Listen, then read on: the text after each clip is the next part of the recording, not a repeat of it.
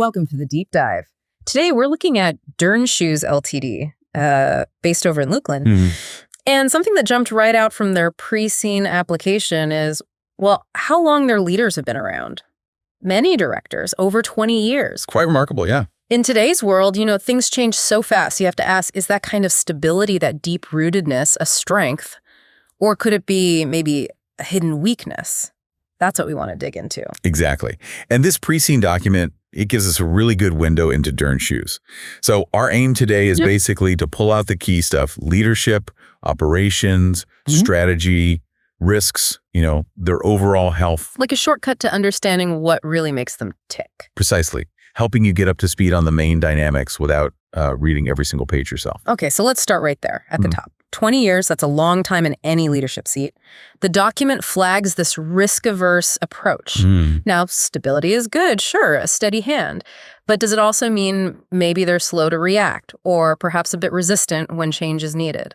Well, that's the core tension, isn't it? You get that continuity, that deep experience, which is valuable. Sure. But the document does hint, for example, they've been hesitant about investing in new digital marketing, even when competitors are seeing real growth there. Right. So that lack of, let's say, proactive experimentation may be linked to that risk aversion. Yeah.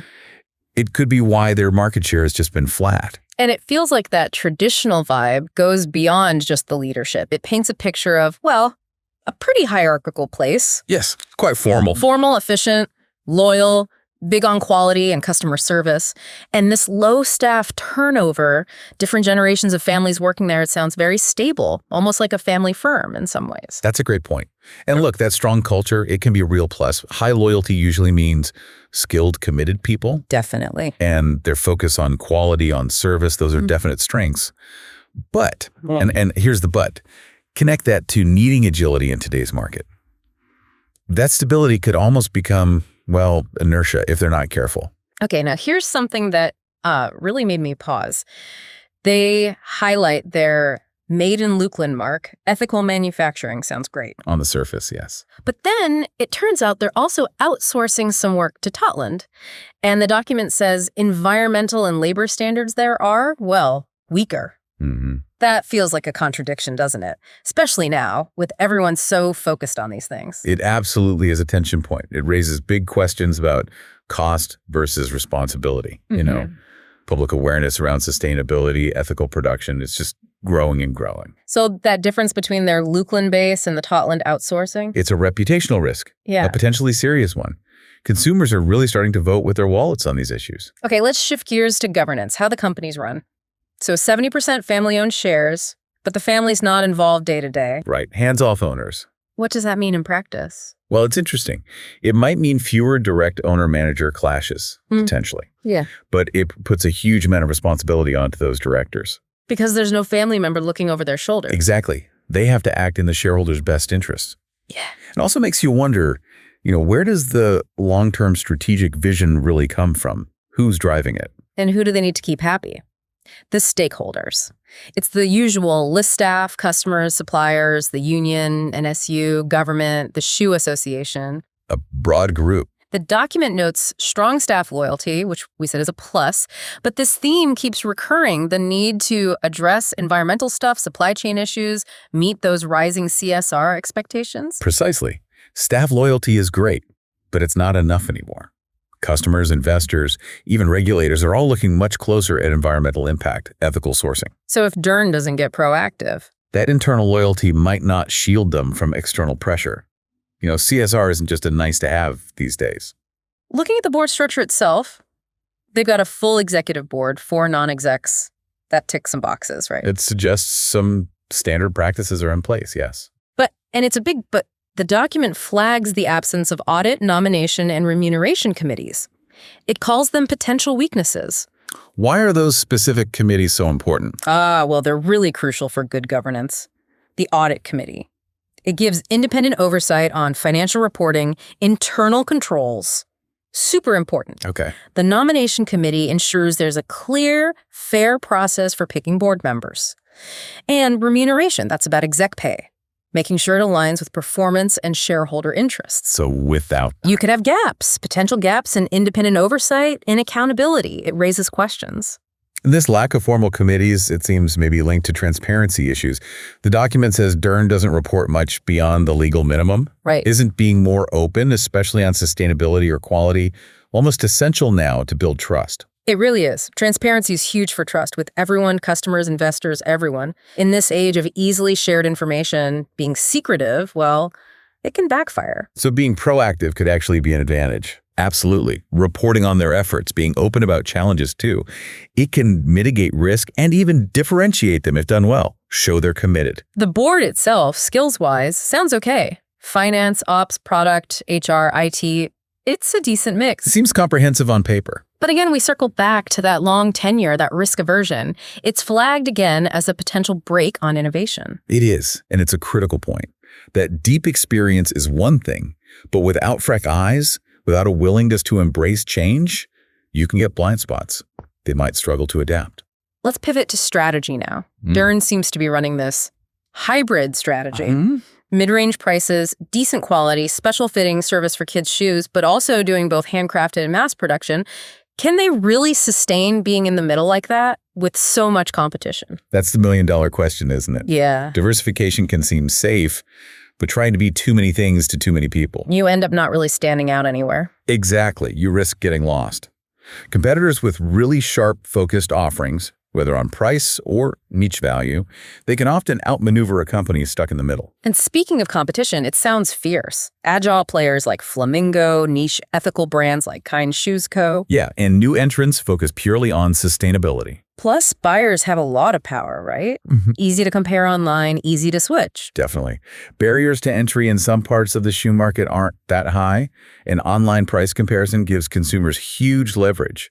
Dearn's competing not just on price and quality, but increasingly on values. Like sustainability. Right. And those smaller niche players can often pivot much faster to meet changing tastes. The environmental impact of shoes is apparently pretty big globally. It is a significant contributor to emissions. And Dearn's outsourcing to Totland, as we said, seems to clash with that growing eco-consciousness. Plus, the document notes limited recycling efforts, underdeveloped online presence. It doesn't feel like they're really leaning into these trends. Not really. And that environmental footprint is a massive issue for consumers and regulators. Relying on outsourcing to a place with lower standards isn't just ethical, it's strategically risky as rules tighten and buyers demand greener products. And being weak online means they're missing chances to connect with those eco-conscious buyers, too. For sure. They're not really part of that conversation online, it seems. Okay, let's look inside Dearn. Strengths, loyal staff, established shops, respected brand name. That's a solid foundation. Definitely valuable assets. But the weakness is flagged. Outdated IT, can't deliver online orders easily, and declining product quality from a supplier called XCO. Those sound like pretty serious cracks. They really are. Those strengths are great, but the weaknesses need urgent fixing. Old IT slows everything down. No direct online delivery is a huge handicap now. And slipping quality. That can kill a brand reputation fast, no matter how respected it was. So what are their options? Strategically, the document mentions things like bringing production back home, improving e-commerce, investing in ethical lines, maybe partnering up internationally. All potential paths, yes. What seems most critical? Well, the key thing is they need a clear, cohesive strategy that tackles those big shifts head on. Sustainability and digital. Reshoring fits the Made in Lukeland story, but costs might rise. Right. Fixing e-commerce and boosting ethical products feel almost non-negotiable given the market. International expansion may be risky with current internal issues. They first need to define their core value proposition for today's market.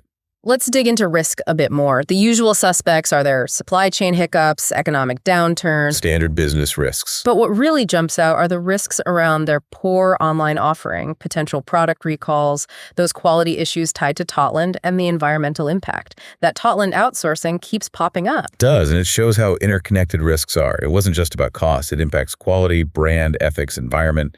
The fact it's mentioned repeatedly signals it's a major hotspot needing serious management. And how are they managing risk? It says the CFO leads it and internal audit has a limited scope. Does that sound robust enough given the complexities? Probably not.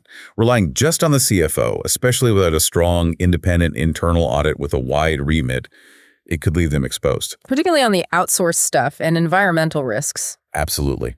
Those need dedicated resources, proactive monitoring, and an independent viewpoint, which seems lacking. Okay, technology. The picture here is, well, not exactly cutting edge. Understated, perhaps. Limited info on mobile or cloud use. An e-commerce platform called underdeveloped, not mobile-friendly, lacks features, and crucially, they can't directly fulfill online orders themselves. Yeah. In this day and age, that feels like a massive own goal, competitively speaking. It's a very significant disadvantage. A strong online presence with smooth delivery isn't optional anymore. It's table stakes. Not being able to handle online orders directly, it just cuts them off from a huge part of the market and how people shop now. And it doesn't stop there, does it? No mention of using big data analytics for things like understanding customers or forecasting demand. And beyond some warehouse automation, no AI, no robotics for customer service or better forecasting. Seems like they're leaving powerful tools on the shelf. Completely. Not using data analytics is a huge missed opportunity. These tools give insights, optimize stock, improve forecasts. AI could enhance customer interactions, boost efficiency. They seem to be lagging quite significantly here. Even their basic IT sounds shaky. Outdated finance systems, an inventory system that doesn't give the full supply chain picture, that must cause headaches day to day. Oh, undoubtedly. Old systems mean inefficiency, errors, difficulty making good decisions quickly based on real data. Upgrading isn't just nice to have, it's essential for basic operational effectiveness and risk control. Moving to control and audit. That hierarchical structure, the document says, helps keep operations stable. Which it can do. But it might also stifle innovation and slow things down. It's that stability versus agility thing again. It is, exactly. Good control, yes. But it can lead to silos, slow decision-making. Makes it harder to adapt quickly or try new things. And the audit setup raises eyebrows. Internal audit reports to the CFO. No audit committee. Yeah, that doesn't sound ideal for independence, does it? Not really. You want internal audit to be objective. Reporting to the finance chief they might be auditing, it's a potential conflict. It is. And the lack of an audit committee removes that independent layer of oversight that normally scrutinizes the whole audit process. It weakens the checks and balances. And it seems these issues, poor supply chain visibility, lack of real-time data, make it hard for managers to even know what's going on accurately, especially with stock and quality. Exactly. How can you manage effectively if you don't have timely, accurate data? You can't spot problems early, make informed choices, or control things properly if you're flying partially blind. Financially, the snapshot isn't great either. Revenue and market share are flat. Gross margin is slightly below average. Online sales are poor, and returns are up, hitting profits. Yeah, it suggests the current approach just isn't working well enough. Stagnation, declining profitability, those are clear warning signs. They need to act decisively. Weak online sales and rising returns point fingers back at the digital offering and maybe those quality issues. Very likely interconnected, yes. Given they make shoes in two different ways, handcrafted and mass-produced, the document suggests advanced costing methods like activity-based costing, ABC, could help. Why would that be useful for them? ABC could give them a much clearer picture of where their costs actually lie. Instead of just averaging costs out, it links them to specific activities for each production type. So they'd know the true cost of making a handcrafted shoe versus a mass-produced one. Precisely. That gives much better insight into the real profitability of different lines. Helps find where to optimize costs in both parts of the business. It's much more granular and informative than basic costing. Okay, last section, thinking about what might be holding them back and what could enable success. That functional structure, good for control within departments, maybe limits collaboration between them. That's a classic issue with functional structures. Good for specialization, but can create those silos we mentioned.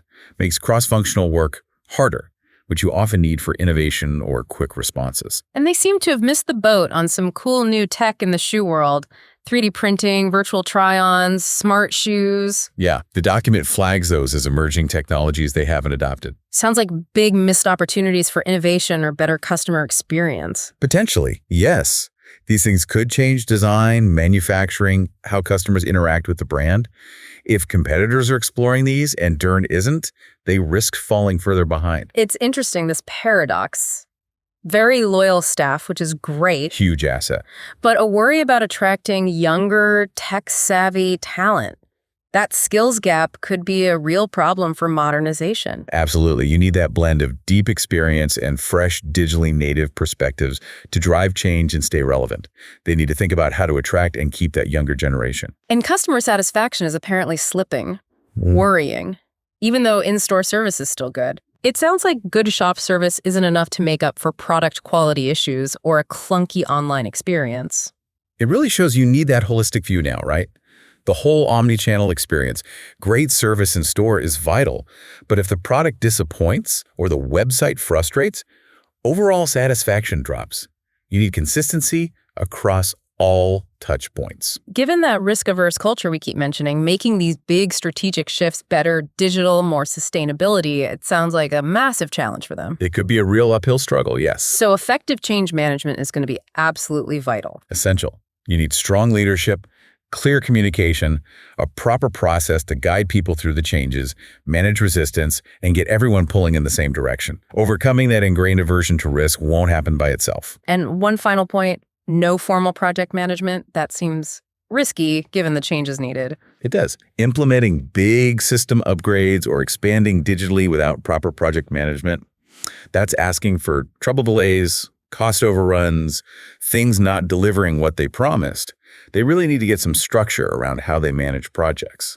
Okay, so wrapping up our deep dive on Dern Shoes, it feels like we found a company with, real strengths, that loyal workforce, the shops, the brand name. Solid foundations, yes. But boy, they're facing some serious challenges: digital innovation, sustainability, being agile enough strategically, and maybe some governance question marks too. Precisely. And looking closely at a company like Dearn, seemingly stable, long established, it really highlights the kinds of pressures almost all businesses face now. No one's immune to changing customer demands or tech advancements, no matter their history. So here's something for you to mull over.